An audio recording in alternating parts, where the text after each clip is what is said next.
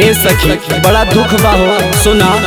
रतिया सैया के से जरिया मोर हेराई गई झूलनी। रतिया सैया के से जरिया मोर हेराई गई झूलनी। रतिया सैया के से जरिया मोर हेराई गई झूलनी। मोर हेराई गई झूलनी। मोर हेराई गई झूलनी। रतिया सैया के से जरिया मोर हेराई गई झूलनी। रतिया सैया के से जरिया मोर हेराई गई झूलनी। रतिया सैया के से जरिया मोर हेराई गई झूलनी। रतिया सैया के से जरिया मोर हेराई गई झूलनी।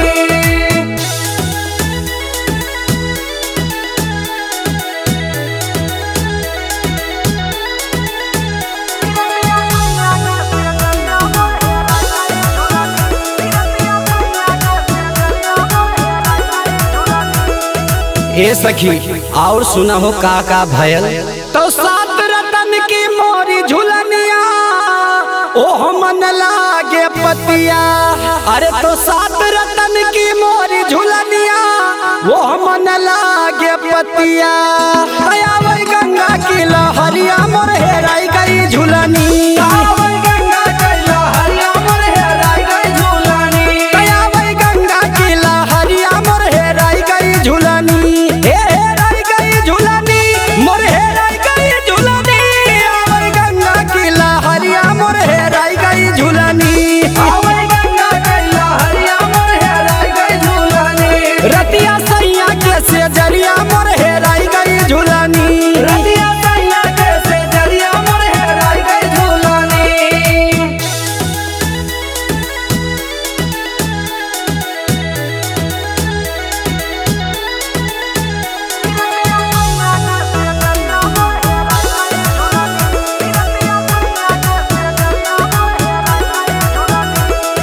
सखी हो तनी औरी सुना। तहियर थकी ना मिली झुलनिया। अरे रात रही अंधियरिया। किहियर थकी ना मिली झुलनिया। अरे रात रही अंधियरिया। तब बालम से कहूँ खबरिया मोर हेराई गई झुलनी।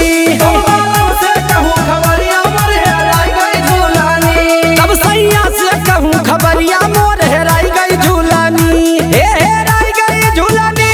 मोर हेराई गई झुलनी। तब सैया से कहूँ खबरिया मोर हेराई गई झुलनी। तब सैया से कहूँ खबरिया मोर हेराई गई झुलनी।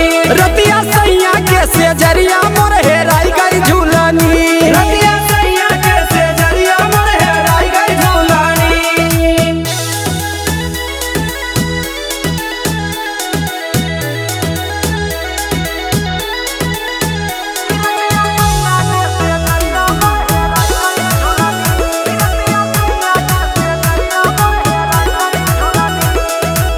लेकिन एक बात और बा सखी सुना।